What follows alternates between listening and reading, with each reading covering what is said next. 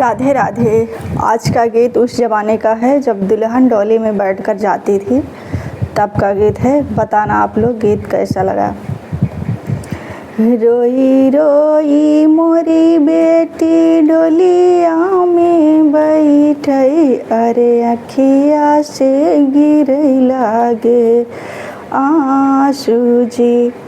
रोई रोई मोरी बेटी डोलिया में बैठई, अरे अखिया से गिरई लागे आंसू जी।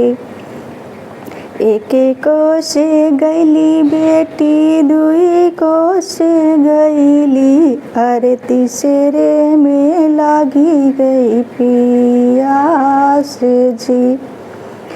एक को से गईली बेटी, दुई को से गईली, अरे तीसरे में लागी गई पियास जी। घूंघटा उठाई जब देखाई बेटी, अरे नैहर के केहू ना देखाई जी। घूंघटा उठाई जब देखाई बेटी, अरे नैहर का केहू ना देखाई जी। कैसे कहूँ माई भूखिया पियसिया, अरे कैसे कहूँ दिल के बात जी। कैसे कहूँ माई भूखिया पियसिया, अरे कैसे कहूँ दिल के बात जी।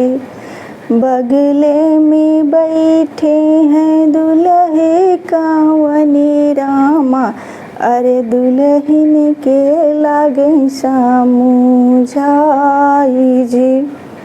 बगले में बैठे हैं दुल्हे कांवनी रामा, दुल्हन के लागे समझाई जी। छूटी गए मोरी धाना नैहर के लोगवा, अरे छूटी गए नैहर का देश जी।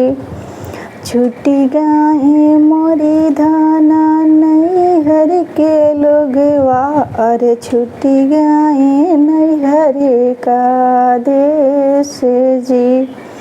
हमारी नगरिया धाना तोहरी नगरिया, अरे ससुर के लोग हैं तोहार जी।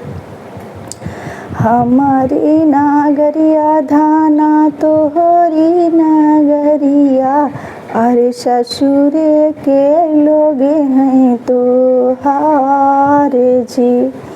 हमारी जे माया धाना भूखिया जे जनी हैं, अरे बहिनी जे जनी हैं पियास जी। हमारी जे माया धाना भूखिया जे जनी हैं, अरे बहिनी जे जनी हैं पियास जी। देवरा के संगा सीता हंसी बाती आयु, अरे हम सीखी ऊ दिल के बात जी।